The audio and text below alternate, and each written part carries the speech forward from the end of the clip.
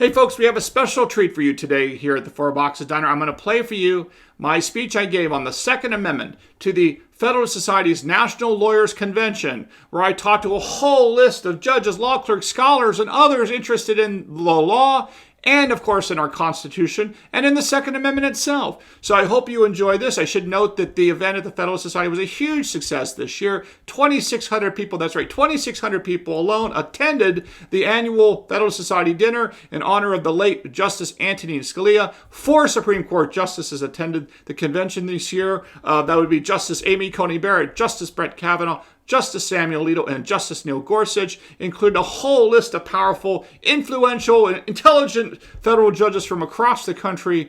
So with that said, I'm just going to let the video roll, and you let me know if you think I did a good job speaking and teaching others how to get geeky when it comes to our Second Amendment rights and the mistakes that the lower courts have been making that you've been tracking here on this channel, and I try to express that to the people in the audience at the National Lawyers Convention for the Federalist Society. Let me know if you think I did a good job, and we will see you again soon here at the Four Boxes Diner. This morning we have David Thompson and Mark Smith with us. Mark Smith is a constitutional attorney and host of the Four Boxes Diner Second Amendment channel, whose videos on YouTube have been viewed 23 million times. Mark is a visiting fellow with Oxford University's Department of Pharmacology. He's also a senior fellow with the Ave Maria School of Law. He's a New York Times bestselling author who frequently appears on Fox News. His most recent books include Disarmed, and also First They Came for the Gun Owners, and Duped. Thank you for that introduction, Judge Van Dyke, and always a pleasure to be in attendance with David Thompson of the law firm Cooper & Kirk, one of the premier Second Amendment law firms in America. Before I begin, I just want to give a moment of honor in light of the fact that today's Veterans Day. So I want to honor all veterans, including my late parents, both of whom were veterans of World War II. I also want to give a moment of honor, of course, to those that participated in the militia going back to the founding of our country, you know, the battles of Kings Mountain, the Battle of Bennington, the Battle of Saratoga, of course, the Battle of the Green at Lexington and Concord. And given the topic is today the Second Amendment, I wanted us to, of course, remind everyone that when the British left Boston to march on Lexington and Concord, they were not there to enforce the taxes. They were there to steal the Patriots' guns. So we must always keep that in mind with that history when we talk about the Second Amendment and where it comes from. The other thing is, when I found out from the Federalist Society that Judge Van Dyke was going to be the moderator, I was actually greatly concerned because, as you know, Judge Van Dyke is a judge on the Ninth Circuit Court of Appeals. And that concerns me to this very moment because I'm concerned that everything I'm about to say here is going to be en banc and reversed by Judge Van Dyke's colleagues. But I'm hopeful if that happens, Judge Van Dyke will write a powerful dissent.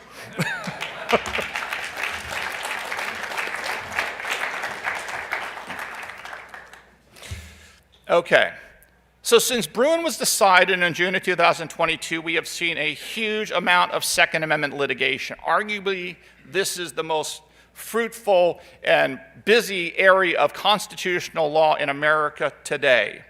And with all due respect to the many federal judges in this audience and Judge Van Dyke, unfortunately, the inferior courts, as we understand them under Article 3 of the U.S. Constitution throughout this country, many of whom unfortunately have not gotten the Heller-Bruen methodology correct, and I want to talk about some of those errors and how to correct them in my speech today. And just as a reminder, there's 2 sets of litigations going on. Some of the challenges involving the Second Amendment are to laws that were on the books before the Bruen decision in June of 2022, and they are being challenged. And then you have a whole spate of other types of litigations that arose from the hissy fits thrown by blue states controlled by the Democrats that just basically said, we want to thumb our nose at the U.S. Supreme Court and the Second Amendment, and we're going to engage in a type of massive resistance to our civil rights, to our constitutional rights that we haven't seen since the 1950s, when certain states decide to fight the effort of civil rights workers to desegregate the South. That is what we are seeing in the Second Amendment context in some of these blue states. And there is a lot of litigation arising from those laws that have been passed in a rush, trying to just punish gun owners for exercising their constitutional rights and, again, engage in massive resistance to this Supreme Court. So I want to do two things today. I want to identify many of the major mistakes, many of what I would also like to call the feigned mistakes or the feigned confusion that we're seeing in the lower courts, and then I want to explain the proper way to address some of these issues. So the key is, of course, you have to understand when you approach the Second Amendment as a subject matter that, like it was once taught, that Gaul is divided into three parts. The Second Amendment today is divided into two parts. The first part, or the first bucket, if you will, are arms ban cases. The second bucket, or the second part, if you will, are non-arms ban cases. Now, this distinction I'm making is not trivial in any respect. It is extremely important that people interested in the fundamental right to keep and bear arms get this distinction correct. Because if you fail to draw this distinction in the context of arms ban cases, you will be led down a very bad, a very expensive, a very time-consuming, and a totally unnecessary rabbit hole. This is because you will allow the anti-gun lobby in this country to essentially relitigate the historical analog portion of the Heller-Bruen test of text first, burden shifts to the government, and then government has to do the history. Now, instead, when you're dealing with arms ban cases, you simply have to apply the legal principle set forth in Heller, and that's the key. Now, before we get to that test and how you apply it, which is really very simple, we have to understand and debunk one myth. That myth that you see in the press, and I spent a lot of time in and around the media, is that the Bruen decision in 2022 was groundbreaking. The Bruen decision in 2022 was not groundbreaking at all. It was simply a reiteration and a reaffirmation of the Supreme Court's 2008 originalist decision in the District of Columbia versus Heller. That's all it was. In fact, to prove the point, let us quote the U.S. Supreme Court and Justice Thomas himself in Bruen. Quote, "The test that we set forth in Heller and apply today," I repeat, Bruen said, quote, "The test that we set forth in Heller and apply today requires courts to assess whether modern firearms regulations are consistent with the Second Amendment's text and historical understanding." So the Supreme Court itself in Bruen is literally telling us we are simply applying in Bruen Heller. So there's nothing groundbreaking about Bruen. But then you might ask, well, what was Bruen all about? Why did they spend all of this time going into all of these issues? Well, there's a couple reasons for why they did this. And again, a lot of it speaks to the mistakes, quote-unquote mistakes, if you will, that occurred between the year of our Lord 2008, which is Heller, and 2022, which is Bruen. So the first thing that Bruen did was to fix mistakes. And the major mistake that Bruen did, after it points out they're applying just a Heller methodology of text first, burden shifting to the government, historical analog analysis, is they wanted to fix once and for all, which never needed to be fixed because Heller was pretty clear on this, but they wanted to fix once and for all there would be no more interest balancing tests, no more tiers of scrutiny, no more strict scrutiny, none of those barnacles that are stuck upon our jurisprudence involving things like the First Amendment. So they made clear no more interest balancing, and again, this was entirely unnecessary and only brought about in Bruen because of the quote-unquote inferior courts, not all of them, of course, but some of them getting them totally wrong. For any doubt about this, one only needs to look at the language that Justice Scalia used in Heller on this question of interest balancing. This is what Heller said in 2008, quote, "We know of no other enumerated constitutional right whose core protection has been subjected to a freestanding interest balancing approach.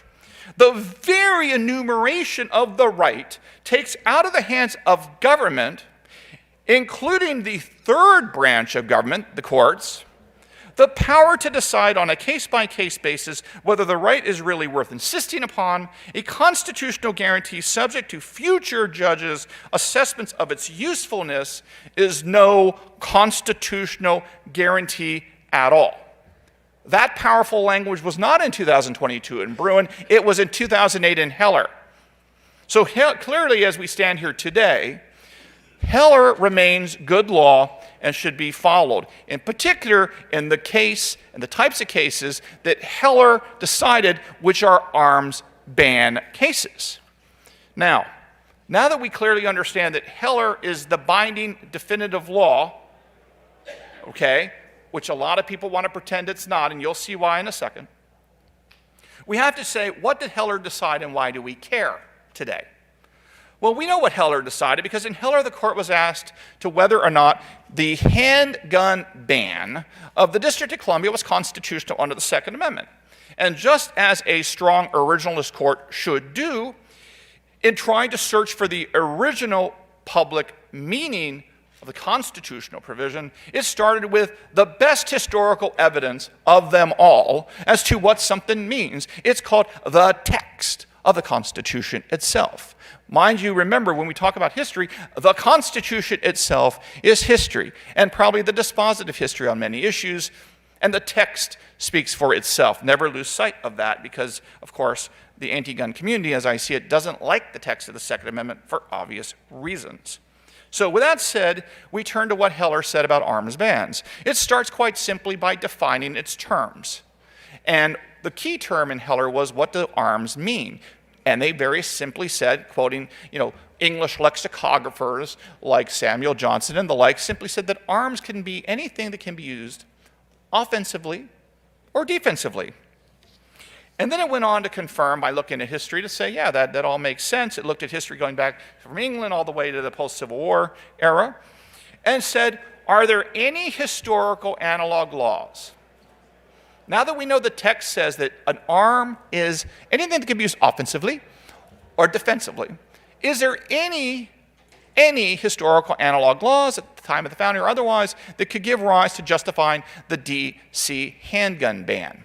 Well, the only thing they uncovered was a law that says there is a, quote, historical tradition of prohibiting the carrying of dangerous and, conjunctive, dangerous and unusual weapons.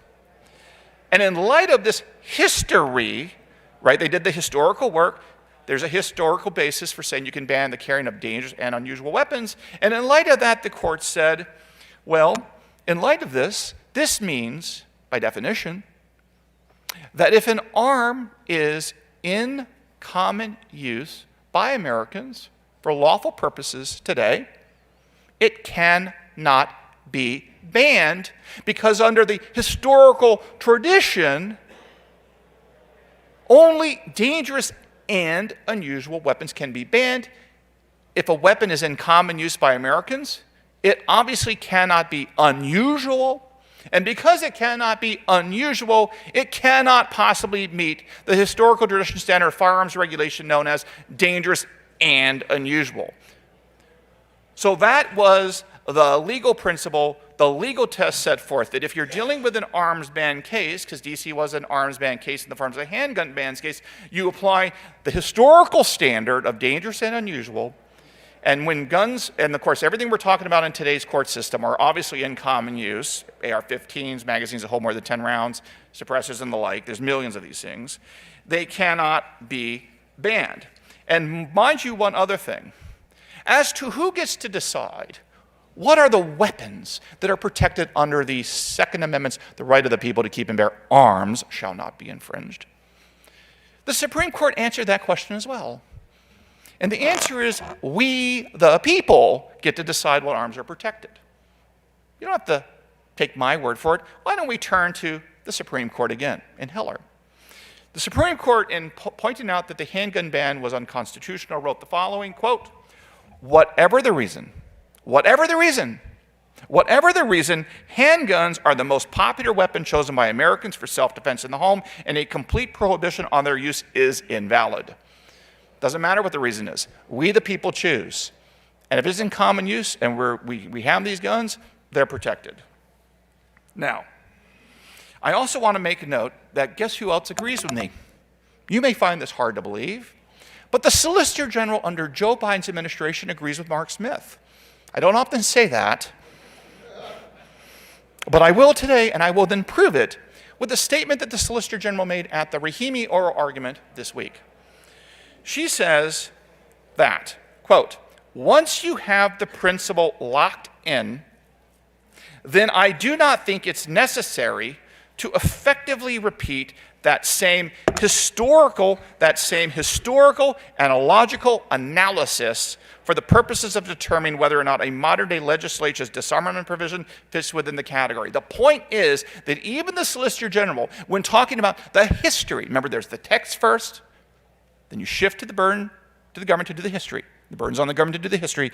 When they're doing the history, even the Solicitor General of Joe Biden says, once the history has been done by a court, and the Supreme Court has done the history, and has come up with the legal test, or the legal principle that arises or derives from that historical spade work, that's it. That is the test you apply. And that concept applies 150% to the fact that Heller came up with the legal test or the legal principle to apply in all arms ban cases in the United States. But now let us ask, in light of this, what have the lower courts done with this very basic analysis that a first-year law student could nail in an exam in December of his first semester? Well, unfortunately, the lower courts seem to make this more complicated than it needs to be. One wonders why that's happening in some of these courts. Well, the first things we're starting to see, of course, and of course, these cases usually involve two things. We'll talk mostly about two things. AR-15s, which are nothing more than semi-automatic rifles, right? So let's just step back for a moment. In Heller, they said modern firearms are protected. Modern firearms consist, at least in the handgun context of Heller, revolvers and semi-automatic pistols, okay? That are responsible for maybe, I don't know what the number is, but something like, let's say 10,000 deaths a year in the United States or whatever associated with homicides. In contrast, we're now litigating over semi-automatic rifles, which are the exact same firearm as semi-automatic pistols protected by Bruen, by Heller, except they're rifles, and they're only responsible for like 300 deaths a year of all long guns. Now, I'm not, saying that that's not that's a good thing or anything, but the point is, it would seem to me that the long guns, the semi-automatic rifle case is much easier, but for some reason, these blue state courts don't seem to agree. So let us go through the mistakes that the little courts are making with respect to this. The first thing is they are pretending that Heller is not the law, and they're using this opportunity to relitigate, again, these gun ban cases from scratch.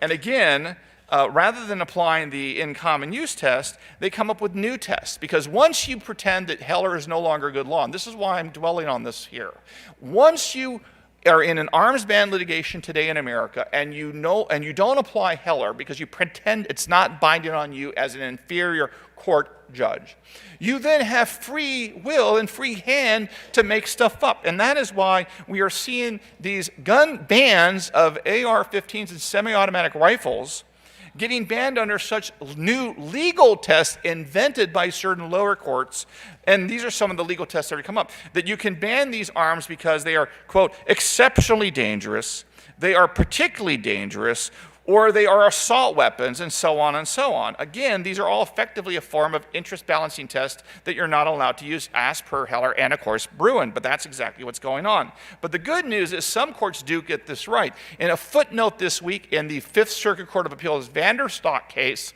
they laid it out beautifully a few days ago. This is what the Fifth Circuit wrote, quote, the Supreme Court has held that to be banned, a weapon must be both dangerous and unusual, and thus the relative dangerousness of a weapon is irrelevant when the weapon belongs to a class of arms commonly used for lawful purposes, citing to the Justice Alito dissent in Caetano. And of course, the Fifth Circuit went on to say, of course, for many years now, millions of AR-15 rifles have been sold to civilians who may lawfully possess them. Now, I should also note that this is, I think, where the biggest game gets played, and you have to be extremely careful with what I'm about to say, and it's very easy to defeat if you know what's coming. Because I've seen in many briefs involving gun control cases, a sentence from Bruen gets cut in half, and you'll see why it gets cut in half in 1 second. Specifically, what we're seeing is a lot of the lower courts are using a phrase or an argument that says, unprecedented societal and technological change allows them as an excuse to make things up and get around Heller and get around Bruen, and again, invent new legal tests, that all of which conveniently seem to uphold gun bans. Specifically, the language that they are using from Bruen is this, quote, while the historical analogies here and in Heller, while the historical analogies here and in Heller are relatively simple to draw, other cases implicating unprecedented societal concerns or dramatic technological changes may require a more nuanced approach. You see there? The sentence starts off with talking about Heller, and then it talks about other cases implicating unprecedented societal concerns or dramatic technological changes. So, of course, what happens is that a lot of these lower courts conveniently cut off the opening clause of that sentence from Bruen and simply mouth the words, hey, if we have unprecedented societal concerns or unprecedented or dramatic technological change, we get to make it up as we go along. We get to ignore Heller and simply say, oh, well, these are dangerous, I don't like them, you lose. No, that's not how it works, because it turns out that the language of that sentence itself prevents that. Because again, it starts off that while historical analogies here and in Heller are relatively simple to draw, other cases. So this sentence is talking about other cases from Heller, which is the arms ban case that sets forth the legal test to govern arms ban cases. Nevertheless, that is a game that we see played over and over and over again. And mind you, just to be extra clear, that any suggestion that either an AR-15 semi-automatic rifle or mass shootings would be considered to be either an unprecedented societal concern or a dramatic technological change is not just defeated by the fact that the first clause of that sentence says Heller controls, okay? It's also defeated by the text, of course, but moreover, Heller came out in the year of our Lord 2008. What happened in the year of our Lord 2007? 2007, we saw one of the worst mass shootings in American history at Virginia Tech, where a student using a semi-automatic handguns and magazines that held more than 10 rounds killed something like 30 people, unfortunately, at Virginia Tech in 2007. In 2008, this point was made in amicus briefs to the U.S. Supreme Court in the Heller case itself. So the Supreme Court was aware of semi-automatic firearms, they were aware of magazines that held more than 10 rounds, and they were aware of mass shootings in 2007 when they decided the Heller case in 2008. Moreover, because the dangerous and unusual test gives rise to sort of the back end, the in common use test, which, as you know, applies to the modern world. We're not limited to muskets, as the Supreme Court has repeatedly said.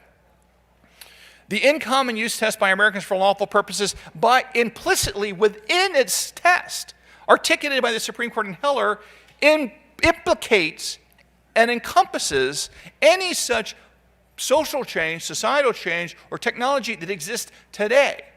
Because the question is, what do we, the people, decide we need today? And any societal change involving arms bans or any technological changes involving arms bans, again, is encompassed in that test. And mind you, don't forget, we had mass shootings at the time of the founding. I won't list all of them, but the simplest one, of course, is the Boston Massacre in 1770, where 8 Americans were killed by British soldiers, and they were tried, with John Adams successfully defending, by and large, the officers there. So mass shootings existed before even the Constitution. So the next error we see by the lower courts involving these arms ban cases, of course, they try to argue, because once you get away from the Heller in common use test, you get to make it up. And next thing you know, you see some of these courts embracing arguments made by the anti-gun lobby to say things like, oh, well, you know, these AR-15 semi-automatic rifles, magazines that hold more than 10 rounds, these are not commonly used for self-defense. See that little sleight of hand? So we go from Heller, that says in common use by Americans for lawful purposes as a legal test. And now it's, and by the way, the Solicitor General made this exact point in Rahimi. She said that, oh, well, weapons that are in common use by Americans, and used for self-defense, commonly used for self-defense. This is where they're trying to make that shift. And again, this is why it's so important to understand that the Heller test is the law, because there's an attempt to rewrite Heller and make stuff up to get around that binding precedent. And again, one of the popular ones we see over and over and over again, including by this Department of Justice, is again, if an arm is not shown to be commonly used for self-defense, it cannot be protected. Now, of course, there are many reasons why this is a mistake. The first is that mere possession of a handgun is using the gun. That gun on your nightstand when you go to bed that just sits there is in use for self-defense when you sleep. That gun in the holster of a police officer is in use just when it sits in the holster. If it's never pulled out and fired, it's still being used, no different than a health insurance policy is being used even if you're not, going to the doctor, or a fire extinguisher is being used in the building, in this building itself, I'm sure, even though it's not being, sprayed at anything. So the mere possession of a firearm in and of itself is a use, and thus the mere possession satisfies in common use. You don't have to do what the anti-gunners like to say, which is you got to show that it's commonly used for self-defense. We need to see that people use AR-15s like every day to pull the trigger and defend themselves, which of course does happen. We know that does happen. The next point, of course, that I want to mention here is, and this is important, that the Heller case was decided on a motion to dismiss. A motion to dismiss. The Supreme Court gave rise to the Heller case, the Heller decision. Now, this is important because the Heller decision arose without the benefit of testimony, without the benefit of experts, without the benefit of a trial, and without the evidence being presented of how many times guns are used in self-defense or any of these things, because none of it mattered. None of it mattered.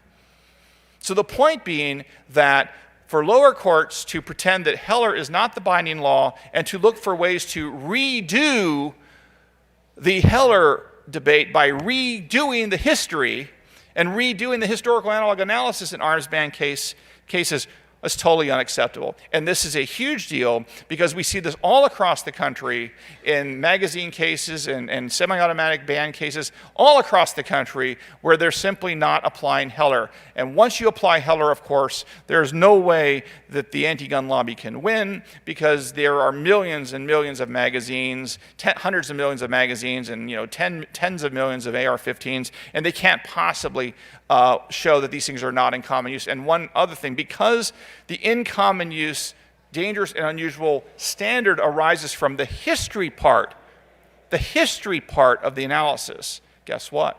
Where does the burden lie? With the government. So it's not that the Second Amendment community has to prove that an arm or a magazine is in common use. In fact, it's the opposite. Because this is part of the history portion of the text first, burden shifts to the government to do the history. Because it's part of the historical analysis part of the text and history methodology of interpreting the Second Amendment, the burden is actually on the government to demonstrate that an arm that they've banned is dangerous and unusual. And to do that, the government has to prove that these arms are not in common use, which is simply impossible because they've all gone on the record 1,000 times that we have too many AR-15s and too many magazines in the country. So they can't possibly even argue it, and they don't. And that's why it's all about them trying to redefine the legal test, the legal standard that was set forth by the Supreme Court in Heller, which remains good law.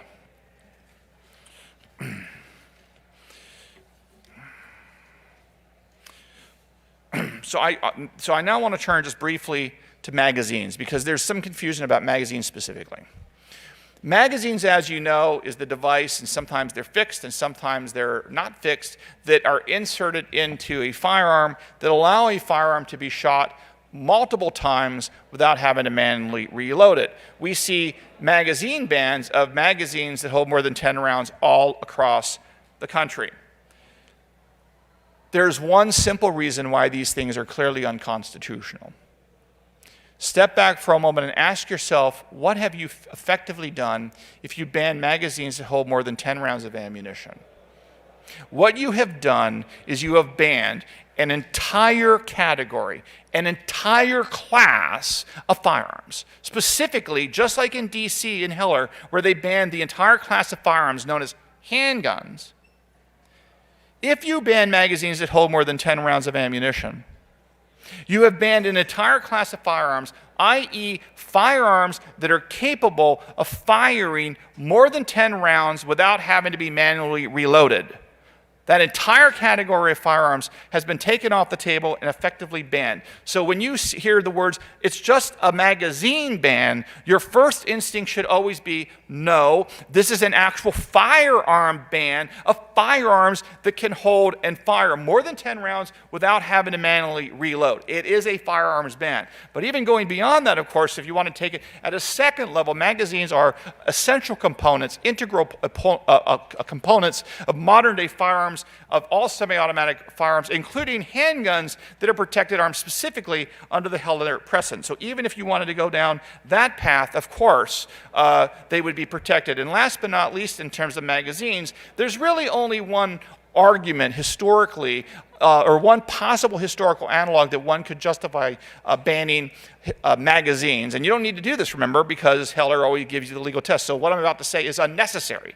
But you could just throw it in there because it's often argued by those that support gun control. And that is, they quote the 18th century examples of black powder storage regulations. And they say, oh, well, at the time of the founding, there were regulations that prevented the storing in cities or in homes of large quantities of black powder, and therefore that's like part of ammunition. Therefore, that's effectively a limitation on ammunition in a sense. But no, that's not true, because as David Thompson articulately explained, the how and the why of a historical analog is not satisfied there. Because why did you have black powder regulation involving the storage of large quantities of black powder in the 18th century? And the answer is because entire cities like Boston and Philadelphia were made out of wood. And if this highly flammable black powder, which by the way is still regulated today as a highly flammable substance, if this black powder, heaven forbid, ever caught fire, it literally would burn down entire cities. And that is not something that's impossible to imagine for our founding fathers, because in the year 1666, the entire city of London burned down because of a fire. So when they talk about, in these gun control cases, the storage of black powder is an example of gun control. No, it was a fire regulation, and under the Bruen test of how and why of regulations have to be met, the why of the regulation in that case was fire prevention, fire control, and not gun control or crime control. So the why cannot be used to satisfy, magazine capacity limitations. Now I want to turn briefly and talk about non-arms ban cases. All of what I've just talked about were really arms ban cases, and I spent time on it because it's very important. Because again, this is where we see the greatest amount of feigned confusion by pretending that the law that's binding on these lower courts does not exist. So to begin with, I want to talk briefly about the textual analysis of the Second Amendment, and then I'll go back and talk about some of the historical analysis. It is important to understand when you're looking at Second Amendment cases that at the textual level, you have the text, which is the right of the people to keep and bear arms shall not be infringed. But you also have ancillary rights in the Second Amendment in the same way that you have ancillary or implied rights in other aspects of the Bill of Rights. So to give you an example, if you look at how two 18th century, early 19th century lexicographers defined the word infringed, as we know, the right of the people to keep and bear arms shall not be infringed. So let's take a look briefly at the definition of the word infringed in the 18th century. Well, Noah Webster and Samuel Johnson both said that to infringe is to hinder or destroy. Hinder or destroy. And I think there's three things that pop up that clearly are examples of modern-day gun control laws that hinder and or destroy the right to keep and bear arms. First, but they're implied in the context of the Second Amendment. One is the right to train with guns. You can't use guns effectively if you don't train with them. So anything involving restrictions on, let's say, gun ranges or the ability to train, I think is an infringement. You also have several cases dealing with the right to buy guns. For example, in the Fifth Circuit right now, you have a case called Reese versus ATF as to whether or not the 18 to 20-year-olds are allowed to acquire guns. We'll talk about that in 1 second. But in terms of the right to buy guns, obviously, the right to keep and bear arms presupposes that we acquire guns in some way. And of course, two of the obvious ways one can acquire guns is one can go out and buy guns, right? And there's restrictions on that. And then, of course, you can go out and make guns. And the go out and make guns is a historical tradition in the United States. But also keep in mind, this speaks to the quote-unquote ghost gun issue, which is really just a ban on do-it-yourself gun kits and the like to prevent Americans from being able to make their own guns. Again, these are examples of what I call ancillary rights that speak to this. Now, there's two examples of other I just want to mention how you see ancillary rights. First, in the First Amendment, we have other ancillary rights like the right to expressive association, the right to gather news, and the right to attend criminal trials. These are not expressly in the text, but they are still there. Likewise, the Sixth Amendment, you have a right to pay for your lawyer, even though it doesn't specifically say that. So now let's just talk briefly about history, and then I'll wrap up. Most important thing I want to talk about the history is that the relevant time period is 1791. The Second Amendment was adopted in 1791 with the rest of the Bill of Rights, so 1791 is the key year. The Supreme Court has repeatedly said that whether you apply the Bill of Rights to the states or to the federal government, it is to be interpreted the same. And because it's to be interpreted the same, you look to 1791, because that was when it was created. And the purpose of the 14th Amendment in 1868 was to take the 1791 understanding of the Second Amendment and to apply it to a new group of protectives, if you will, people protected by it, i.e. the freed African-American slaves, and it applied to a new group of government, i.e. States and localities. But it was the same 1791 understanding. And to prove the point, one need only look at the 2020 decision by the U.S. Supreme Court in Espinoza versus Montana, where an opinion by Chief Justice John Roberts dealing with public funding to religious schools, he talks about the role of 19th century historical precedent when he points out that in the late 19th century, there were 30 states. 30 states had adopted really what were called no aid provisions, meaning you could not spend public money on religious institutions. This was motivated mostly by anti-Catholic bigotry. In this context, Justice Roberts got it right. He says that I don't care that 30 states adopted something that violates the 1791 First Amendment, because that's too late in time. And then when he was criticized by Justice Sotomayor for having a double standard, he came back and says, no, you don't understand. Late 19th century evidence can be used to confirm the 1791 understanding. But late 19th century evidence cannot be used to contradict the 1791 understanding. And there's no more powerful evidence of this than the 30 statewide laws that the Supreme Court rejected in the Espinoza case.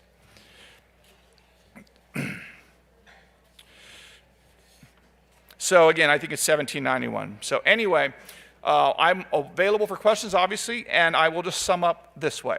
I've spent a lot of time this morning talking about the lower courts, but I want to say something about the Supreme Court. If you look at the statistics of the number of cases taken by the U.S. Supreme Court going back several decades, guess what? There were periods in time where there were over 300 cases taken. I understand there were some rule changes, but even in more recent times, we've seen cases, case dockets of the U.S. Supreme Court of upwards of 150 and so on. And now we're seeing a trend towards 60, 70 cases a term. And I would, in addition to encouraging lower courts to get it right on the Second Amendment, I would also encourage the U.S. Supreme Court to take more Second Amendment cases to clear up some of this feigned confusion we're seeing in the inferior courts. And I hope that the start with Rahimi and hopefully with the Range case and more, I hope that's a trend we will see more of, and I hope it will be favorable, and I think it will. But I think the Supreme Court itself should be doing more work in the Second Amendment area. It is not unusual to see the Supreme Court take multiple Fourth Amendment cases or First Amendment cases in a term. Why not multiple Second Amendment cases in a term as well? Thank you. Orders up. Table 2A.